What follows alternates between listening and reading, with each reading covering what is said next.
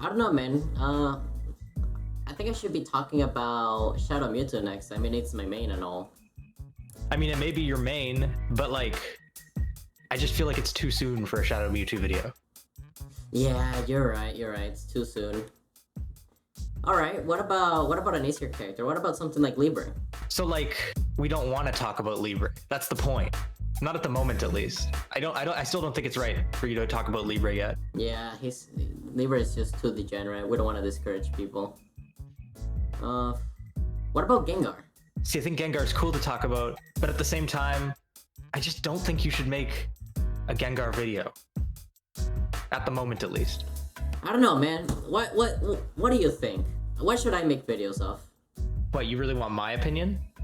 I mean, sure, go ahead. Alright, you've talked a lot about how to play specific characters, Comboster. But have you ever talked about how to play the game? At all? Bruh. Okay, you get a point. Alright, let's start working on it. So welcome to Pokken. This is a 2D 3D fighting game.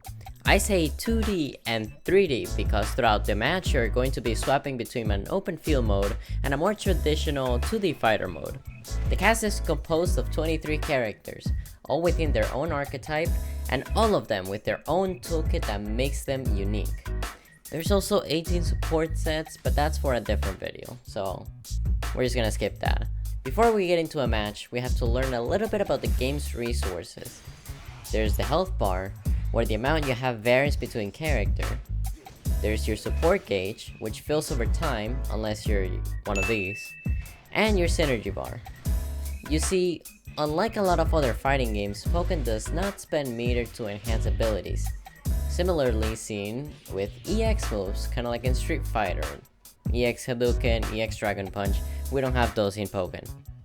In contrast, you can only use your meter once it is at its fullest.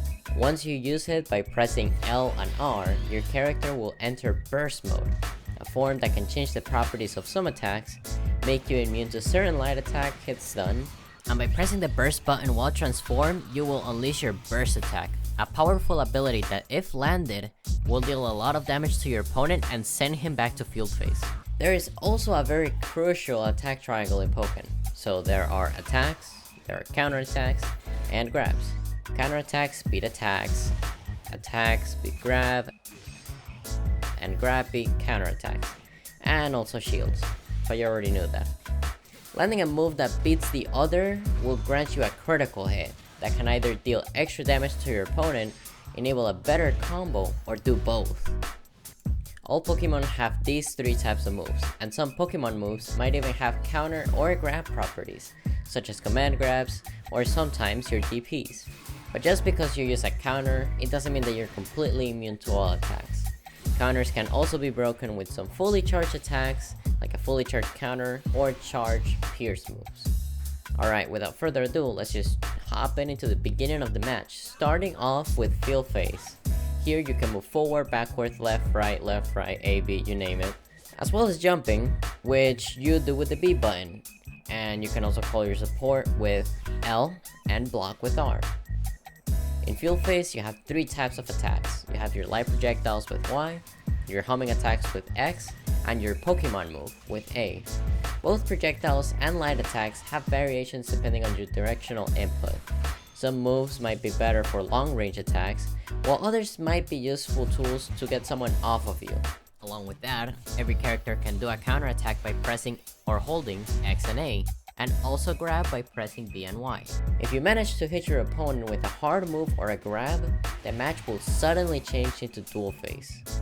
We will also be lightly touching on the phase shift points later and how they work.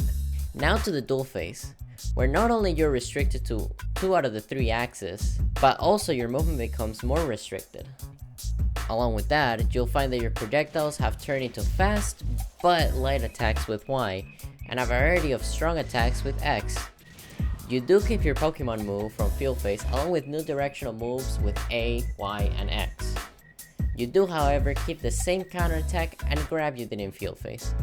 You can also duck by pressing down, or do a high stance while pressing up on the D-pad or your analog stick, which also influences the moves you do.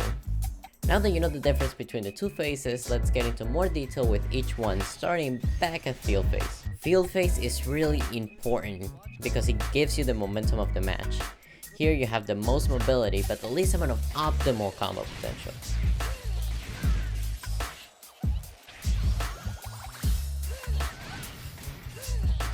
Try doing that one in an actual match. Along with that, synergy crystals appear almost randomly on the field, and by walking over them, you gain a little bit of synergy gauge. Speaking of which, if you manage to hit your opponent out of field phase, you will be rewarded with a huge load of synergy. So even if your attack does not do as much damage, it would at least reward you with winning the phase. Going back once again into the duel phase, this is where a lot of the damage dealing will come in. Here is where you can combine those sweet attacks to form a huge string of up to 21 hits to hit your opponent where it really hurts. Now you might be asking, why only up to 21 hits? Well, you see, Pokken has two anti-infinite mechanics in duel phase, one being a hit limit of 21 hits in a combo, as well as PSP or phase shift points. You see, a lot of the moves you use in duel phase have a phase shift value. For example, Lucario's 5x or Neutral X has a value of 4 PSP, 2 for each hit. And that's why doing the following combo will not phase shift. But if you hit your opponent with Neutral X before you do the same combo,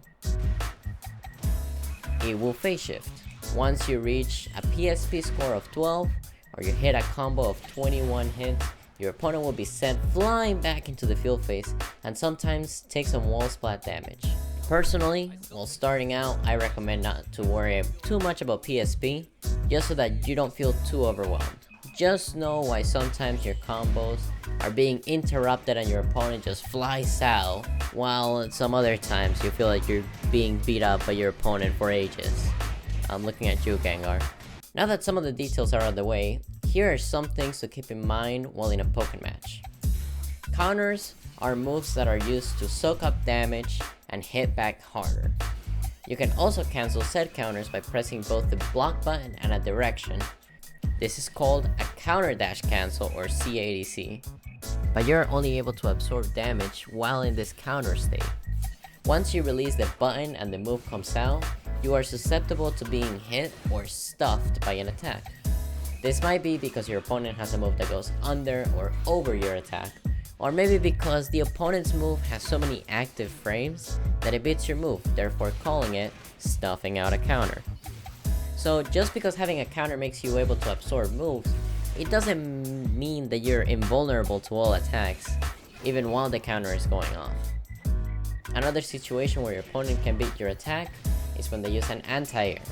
These types of moves make you nearly invulnerable to air attacks coming your way. Anti-airs come in all shapes and sizes, but every character has at least one. So don't forget that if an opponent is jumping towards you, there will always be an option other than block. Finally, before we end, I want to talk about health. Your health bar consists of 3 parts. So there's your health, of course, then there's your recoverable health, or gray health, and lastly, there's rage. While taking damage from attacks, you will see that your health bar leaves behind a dark green trail. If you have some of this gray health, you can heal it back up by using a support Pokemon that can heal you, by using your burst, or by winning field phase, and some characters can just straight up heal their health.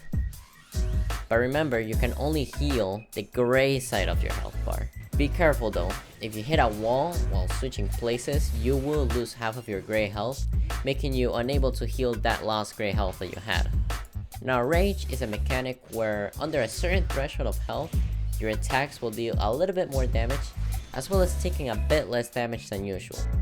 This is Pokken's comeback mechanic, and many characters take advantage of this by staying relatively low health, to deal that extra bit of spicy damage. This is a very risky technique, given that if the user makes a mistake, it might mean the game for them.